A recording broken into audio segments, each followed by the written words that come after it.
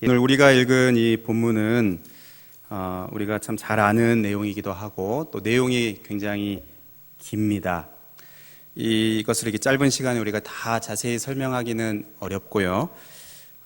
저는 오늘 여러분과 몇 가지 중요한 점을 같이 나누려고 합니다. 축구 경기를 좋아하십니까? 네, 웃으시는 분들이 있으신데요. 얼마 전에도 우리가 20세 이하 월드컵에 우리나라가 사상 처음으로 결승에 올라가서 참 나라가 들썩거렸던 적이 있습니다. 우리가 축구 경기를 이렇게 보다 보면 같은 팀인데도 이 전반전과 후반전이 완전히 달라지는 그런 팀들이 있습니다. 전반전에는 참 제대로 공격도 못 해보고 경기력이 완전히 엉망이고요. 상대팀에게 완전히 밀려서 골을 먹고 1대0, 2대0, 3대0 이제 끝났다 싶었는데 후반전에 들어가면서 완전히 다른 팀이 되어서 공격력이 살아나고 또 상대팀을 이제 거세게 몰아붙이고 결국에는 역전승하는 4대3으로 역전시키는 팀이 간혹 있습니다. 왜 그런가? 왜 전반전하고 같은 팀인데 왜 이렇게 달라졌는가? 이렇게 보면 이 후반전에 이 교체 선수가 투입이 된 것입니다. 그 선수가 들어가서 그 선수 한 명이 들어갔지만 그 선수를 통해서 팀의 활력을 불어넣고 그래서 완전히 새로운 팀으로 변화되는 그것을 우리가 종종 또 볼 때가 있습니다. 오늘 본문에 보면 이 블레셋 사람들이 군대를 이끌고 이스라엘과 싸우기 위해서 쳐들어왔습니다. 그러자 사울 왕과 이스라엘 사람들이 이 엘라 골짜기에 진을 치고 방어 태세에 들어갔습니다. 골짜기를 이렇게 사이에 두고 블레셋 사람들은 이쪽 산에 섰고 이스라엘은 또 반대쪽 산에 섰습니다. 그때 블레셋 진영에서 한 사람이 이제 앞으로 나오는데요. 너무나 유명한 골리앗입니다. 골리앗은 그 키가 약 3m 가까이 되고요.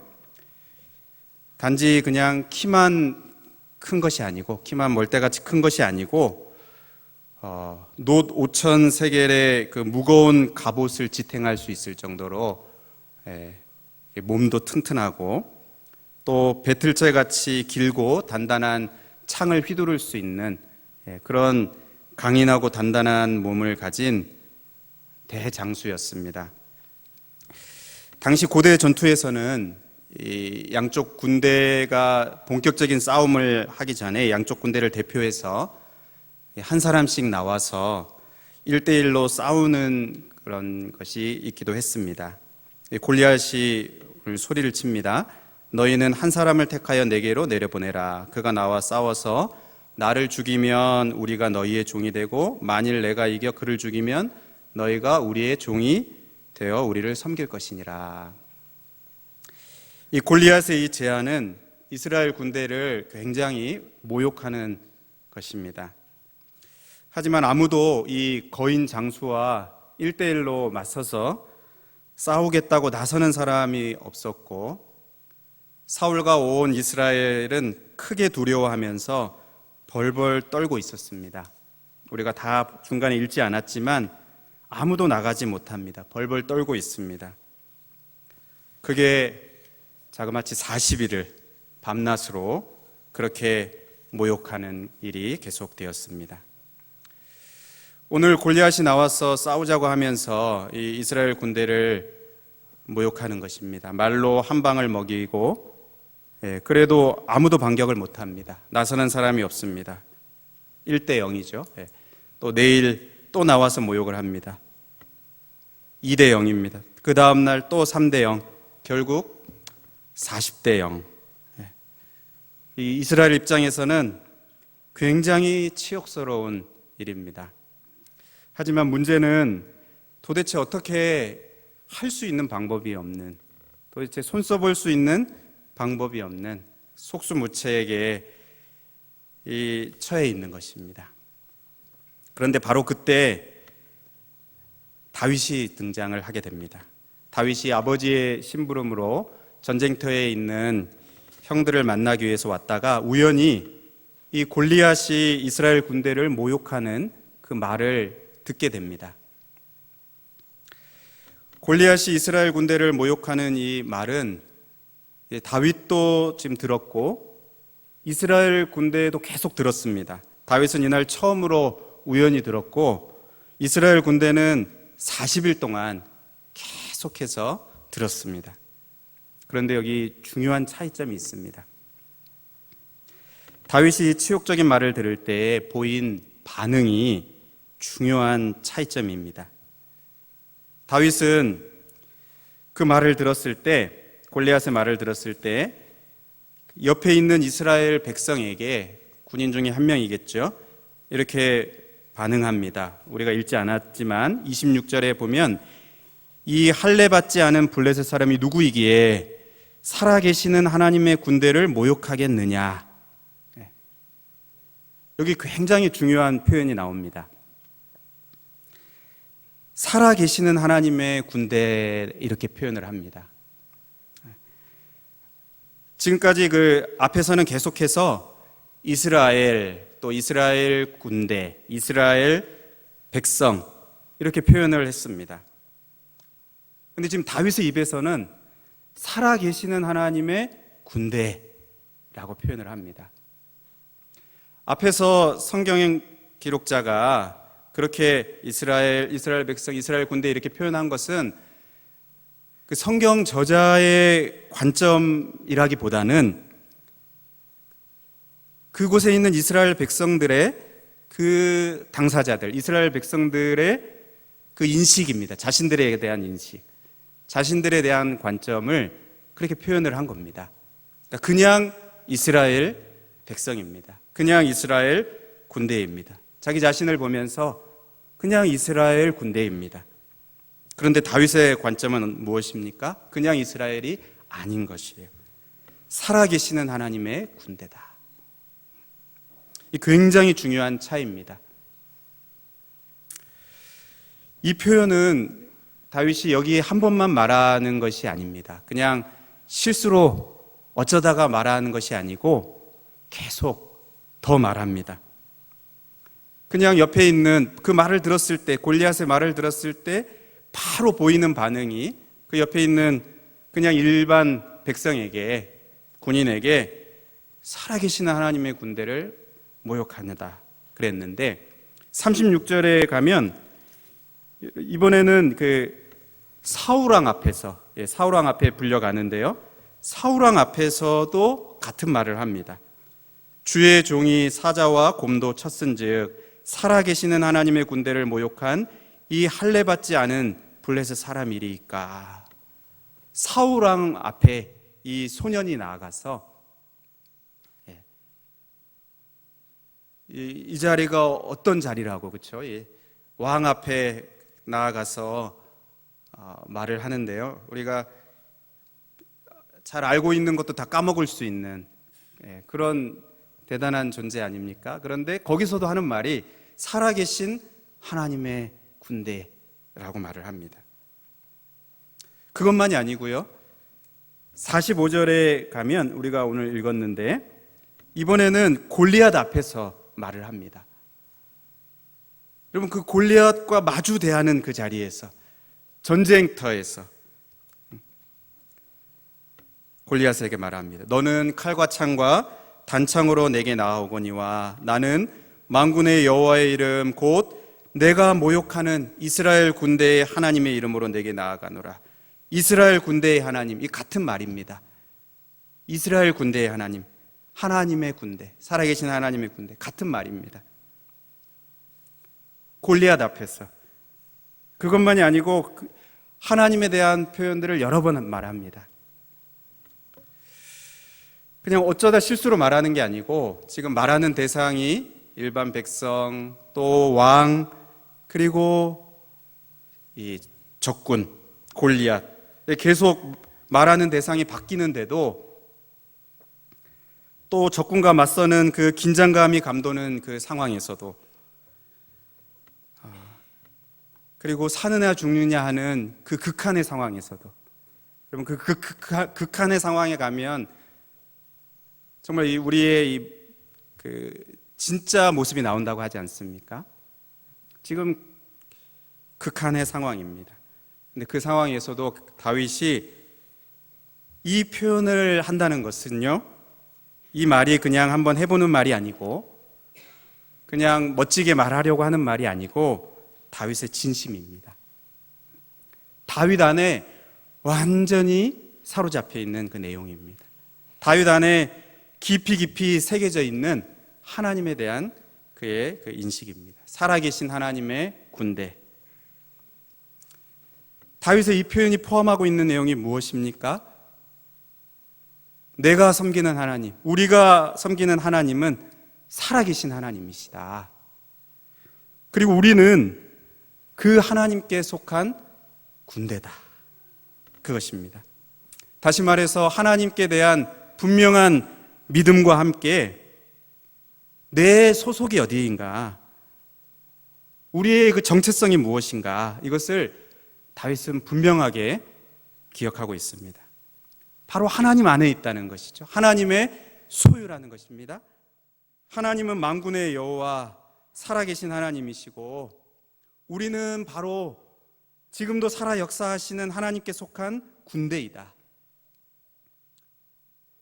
하나님이 우리와 함께 하신다. 우리는 하나님께 속한 존재들이다. 하나님 안에 우리가 있다. 이 전쟁은 하나님께 속한 것이다. 그렇게 표현하죠. 전쟁은 여호와께 속한 것이다. 이 전쟁에서 그냥 단지 골리앗 앞에 우리들이 서 있는 것이 아니고, 내가 나아가는 것이 아니고, 우리와 함께 하시는 하나님과 함께 나아가는 것이다. 하나님이 우리와 함께 하신다. 나는 하나님께 속해 있다. 다윗은 이 관점이 너무나 분명했습니다. 그냥 한번 하는 것이 아니고 정말 깊이 새겨져 있는 다윗의 그 깊은 고백이었습니다. 결국 전쟁의 결과가 어떻게 되었습니까? 우리가 너무나 잘 알죠. 말도 안 되는 일이 벌어지게 됩니다. 기적 같은 일이 벌어지게 되는데, 사실 우리 편에서 봤을 때 기적이고 살아계신 하나님께는 너무나 당연한 그 일이 일어나게 됩니다. 다윗이 물맷돌로 골리앗을 쓰러뜨렸고요. 이 말도 안 되는 일입니다. 다윗에게는 칼이 없어서 골리앗이 갖고 있던 그 칼을 빼서 그 칼로 골리앗을 죽이고 골리앗의 머리를 베었습니다. 그러자 그 전까지 기세등등하던 이 블레셋 군대는 자기 용사의 죽음을 보고 겁을 먹고 도망가기 시작을 합니다. 그리고 그 전까지 두려움에 사로잡혀서 꼼짝도 못하던, 숨도 제대로 쉬지 못하던 이 이스라엘 사람들은 일어나서 소리 지르면서 자리를 박차고 나가서 도망치는 블레셋 사람들을 쫓아가서 죽였습니다. 결과가 완전히 역전이 되었습니다. 40대 0이었는데 완전히 결과가 뒤집혔습니다. 다윗이, 아니 하나님께서 그 역전 승리를 하셨습니다. 사랑하는 여러분, 오늘은 우리가 6월 마지막 주 수요일입니다. 이제 상반기가 끝나고 축구 경기로 하면 전반전이 끝났습니다. 우리는 이 타이밍에 한번 점검을 해보아야 합니다. 우리의 이 전반전이 어땠는지, 그리고 이 하반기, 이 후반전을 준비를 해야 합니다.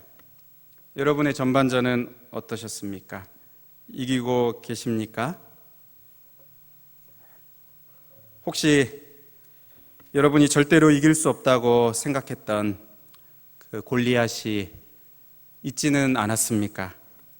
이 3m의 큰 키로 여러분을 위협하고 또 온몸을 갑옷으로 이렇게 중무장해서 도무지 이길 수 없다고, 그 앞에만 서면 이렇게 패배감에 사로잡히게 했던 그 무엇이 혹 우리의 이 앞에 있지는 않았습니까? 그 앞에만 서면 완전히 나를 작아지게 하고 주눅들게 하는 여러분의 골리앗은 무엇이었습니까? 혹시 낙심이 그 골리앗입니까? 혹시 미움이 그 골리앗입니까? 아니면 게으름이 우리의 골리앗입니까? 탐욕, 욕심입니까? 아니면 어떤 정욕입니까? 교만이 그 골리앗입니까? 원망입니까? 시기 질투입니까? 내 안에 불쑥불쑥 일어나는 분노입니까? 아니면 어떤 구체적인 죄입니까? 절대로 이길 수 없다고 생각하는 그 골리앗. 나는 절대로 이길 수 없다고 생각하는 그 골리앗. 그 앞에만 서면 주눅이 드는, 도저히 길을 펴지 못하게 하는, 또 멈추게 하는, 또 넘어뜨리는 그 골리앗. 그 골리앗이 무엇입니까? 우리가 한번 점검을 해보아야 합니다.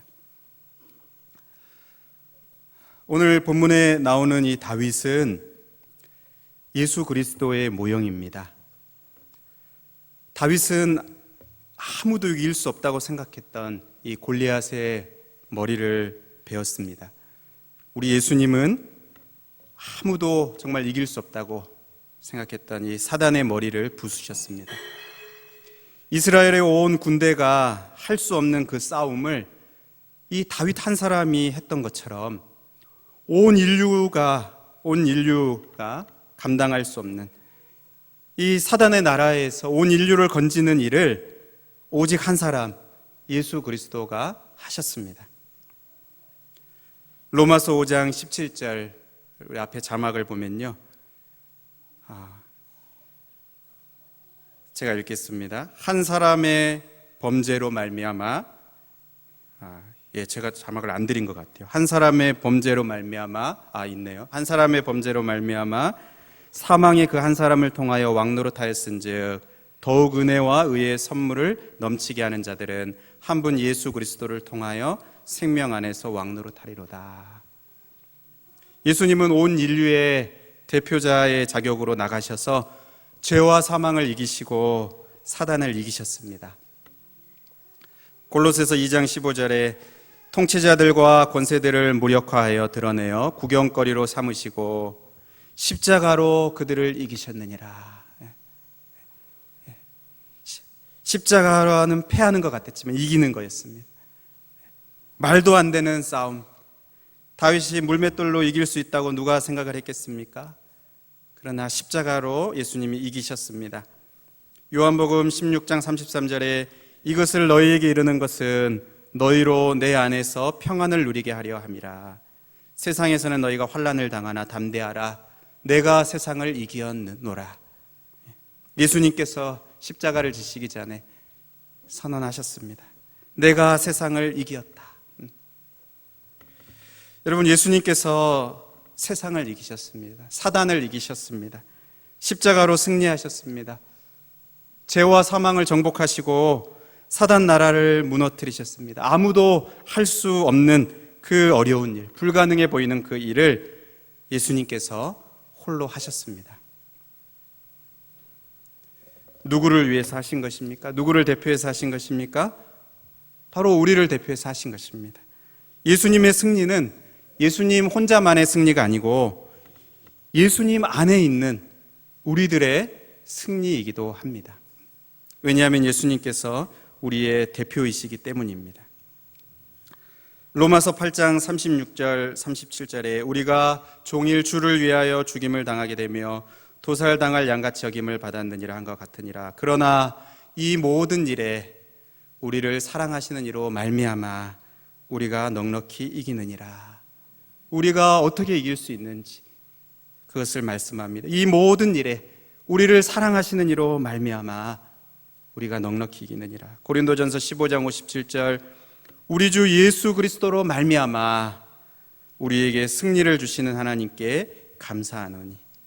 요한일서 5장 4절 무릇 하나님께로부터 난 자마다 세상을 이기느니라. 세상을 이기는 승리는 이것이니 우리의 믿음이니라. 사랑하는 여러분, 하나님은 우리가 매일매일 승리하기를 원하십니다. 또 우리는 승리할 수 있습니다. 예수님이 우리를 대표해서 승리하셨기 때문에 우리도 승리할 수 있습니다. 우리들의 골리앗을 우리가 이길 수 있습니다. 어떻게 이길 수 있습니까? 먼저는 우리가 스스로 이길 수 없다는 것을 기억해야 합니다. 골리앗만이 아니고요, 골리앗보다 못한 만만한 대상이 와도 우리 스스로는 이기기가 어렵습니다. 여리고 성 같은 그 거대한 성만 참 큰 성이 아니고요, 아이성 같이 작은 성도 우리 혼자의 힘으로는 이길 수가 없습니다. 상대가 크든 작든 우리 혼자의 힘으로는 이길 수가 없습니다. 그래서 우리가 스스로 이길 수 없다는 것, 우리 혼자의 힘으로는 이길 수 없다는 것, 이것을 우리가 기억을 해야 합니다. 그 어떠한 것도. 그리고 우리가 기억할 것은 그 다음은 예수님께서 이미 승리하셨다는 것, 이것을 우리가 기억해야 합니다. 그리고 가장 중요한 것은요, 우리가 바로 이 승리하신 예수 그리스도에게 속해 있다는 것, 우리의 그 소속입니다. 우리의 그 위치입니다. 이미 승리하신 예수 그리스도, 그 승리하신 예수 그리스도 안에 우리가 속해 있다는 것. 예수 그리스도의 승리는 예수님 혼자만의 승리가 아니고 바로 우리를 대표한 승리. 그래서 우리가 예수 그리스도 안에 속해 있다는 것, 그 안에서 우리가 승리할 수 있다는 것, 이것을 우리가 분명하게 기억해야 합니다. 다윗이 어떠한 상황 가운데서도 분명한 그 인식을 가지고 있었습니다. 자기에 대한 관점이 있었습니다. 살아계신 하나님의 군대다. 비록 골리앗이 있어도 우리는 살아계신 하나님의 군대다. 이 소속감을 분명히 하고 있었습니다. 하나님에 대한 인식이 분명했습니다. 하나님 안에 있는 자기 자신에 대한 인식이 분명했습니다. 그냥 나 자신은 자꾸 보잘것없지만 살아계신 하나님께 속한 사람이라는 것, 이것을 분명하게 깊이 알고 있었습니다. 마찬가지로 우리도 이 소속을 분명히 해야 합니다. 사도 바울은 그 영적 전쟁을 권면하는 에베소서 6장에서 이 성령의 전신갑주로 무장해야 한다는 것을 구체적으로 자세하게 묘사를 합니다. 우리가 잘 아는, 그렇죠?